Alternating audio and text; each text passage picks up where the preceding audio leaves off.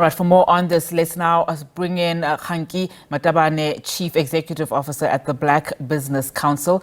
So good afternoon to you and thank you so much for your time. Is it enough that the presidency is calling on the B20 to reconsider its decision to have McKinsey acting, as we understand, as one of its supporting partners? I mean, should there not be a tougher stance taken here, considering the damage and the systemic or systematic abuse of the contracts at Eskom and Transnet during those 4 years particularly?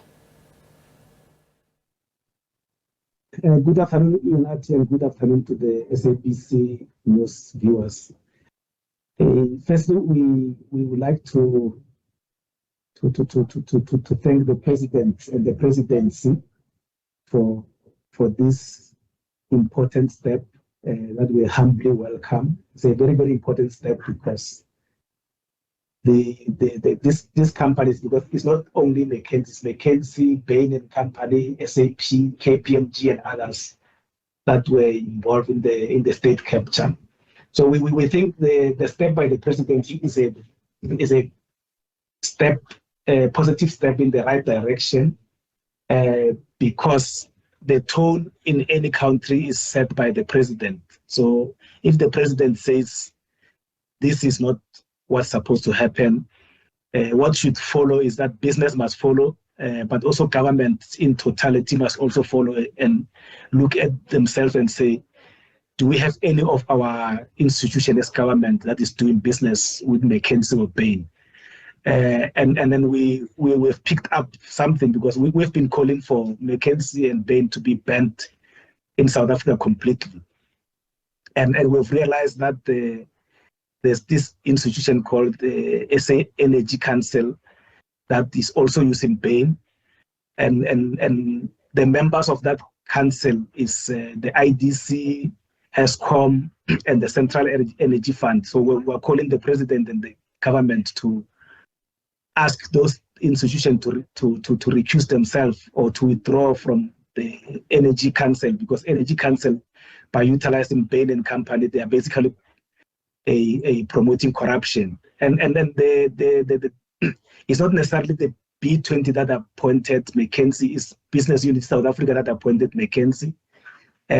Also, there's a B4SA, which is an institution of Martin Kingston that is also has also appointed Bain and Company, has appointed McKinsey.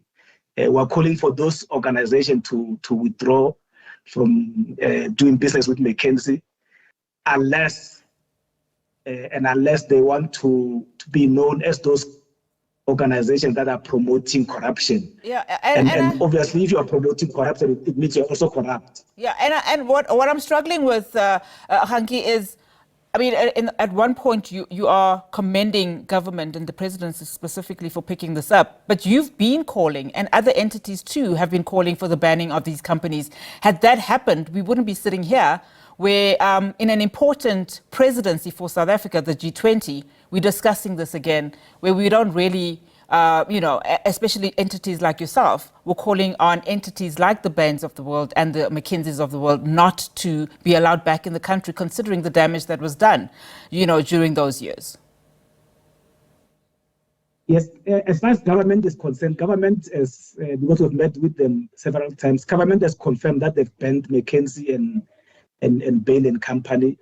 So as far as they are concerned, there's no state institution that is using McKinsey or Bain and Company. So that part, I think, is progressing well.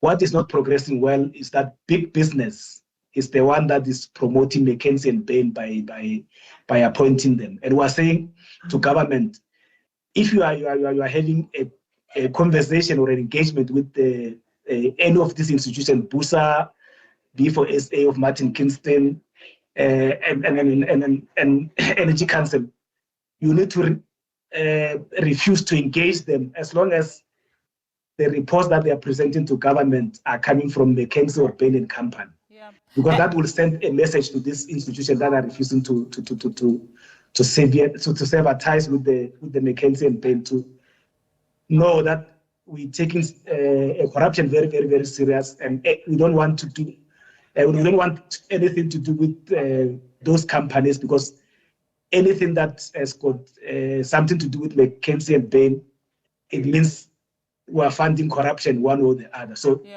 the president is sending a very, very good message, hence we're applauding them.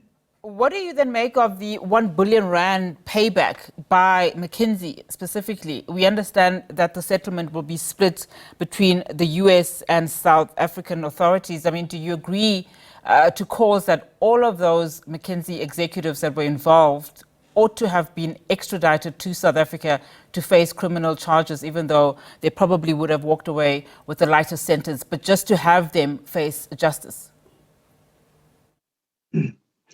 Yeah, we think it's not enough. Hence, we're saying on top of the payment that they made, they must be banned from doing business in South Africa. Secondly, all those executives who were involved in approving the transaction must be extradited to South Africa and face the law here in South Africa. Because if that doesn't happen, this is sending a very, very wrong message that if you have money, you can buy yourself out of trouble. And that is sending a very, very, very, very, very, very wrong precedent, because it means that the law favors those who have, which is not what we want to promote as Black Business Council. Absolutely. Kganki, thank you so much for your time. Really do appreciate it. Kganki Matabane there is a Chief Executive Officer at the Black Business Council.